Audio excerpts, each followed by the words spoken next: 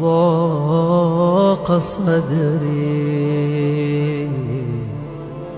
ولست أدري بأي علاج أداوي ذنبي.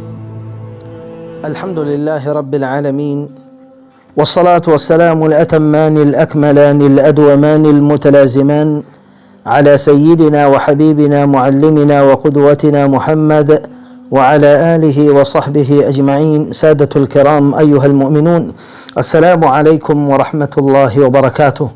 Kwa uwezo wake Allah mtukufu na utashi wake, leo katujalia tuanze na mada ambayo itakuwa na halakati nyingi.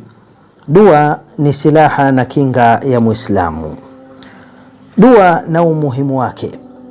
Maisha ya mwanadamu hupitikiwa na hali inayochukiza yenye kuleta msiba, huzuni au machungu ambayo humtatanisha na kumfanya kukata tamaa. Na yote haya ni majaribio kutoka kwa Allah mtukufu aliyetukuka ili kutimiza lengo halisi la kuumbwa kwa mwanadamu na kuletwa hapa ulimwenguni. Anasema Allah mtukufu baada a'udhu billahi minash shaitani rajim, hal ata ala al-insani hinun min ad-dahri lam yakun shay'an madhkura inna khalaqna al-insana min nutfatin amshajin nabtalihi faja'alnahu sami'an basira. Hakika kilimpitia mwanadamu kipindi katika zama ambacho kwamba hakuwa kitu kinachotajwa. Hakika sisi tumemuumba huyu mwanadamu kutokana na mbegu ya uhai iliyochanganyika, tumfanyie mtihani, kwa hivyo tukamfanya mwenye kusikia na mwenye kuona.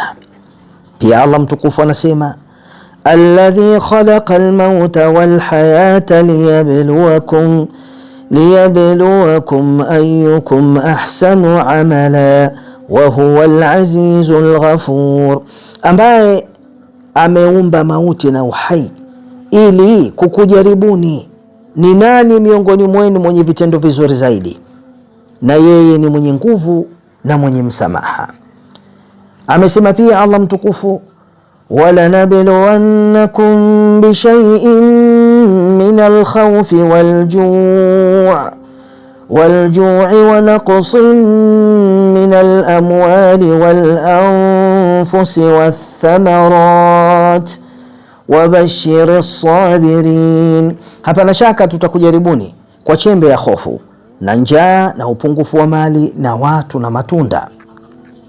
Pia akasema Allah mtukufu walanabluwannakum hatta na'lama almujahidina minkum wassabirin wa nabluwa akhbarakum, na bila shaka tutakujaribuni mpaka tuwadhihirishe wafanyao jihadi wenye kujitahid katika nyinyi na wanaosubiri, nasi tutazifanyia mtihani habari zenu. Kutoka kwa Abu Huraira radhiyallahu anhu amesema Mtume sallallahu alayhi wasallam, ma yazalu albala'u bilmu'mini walmu'minah fi nafsihi wa waladihi wa malihi hatta yalqa Allah wa ma alayhi khati'a. Muislamu ataendelea kupata balaa, mitihani katika nafsi yake na mtoto wake na mali yake mpaka akutane na Allah hali ya kuwa hana dhambi. Kutoka kwa Anas bin Malik radhiyallahu anhu amesema Bwana Mtume sallallahu alayhi wasallam, adhuma aljazai ma'a 'idhami albala' wa inna Allah idha ahabba qauman ibtalahum faman radiya falahu ar-ridha wa man sakhita falahu as-sukht. Hakika thawabu kubwa ni pamoja na balaa kubwa, na Mwenyezi Mungu anapowatakia watu kheri basi huwapa mitihani, atakayeridhika basi hupata radhi za Allah, na atakayechukia anapata ghadhabu zake. Kwa haya machache namuomba Allah subhanahu wa ta'ala atujalie lilmuttaqina imama.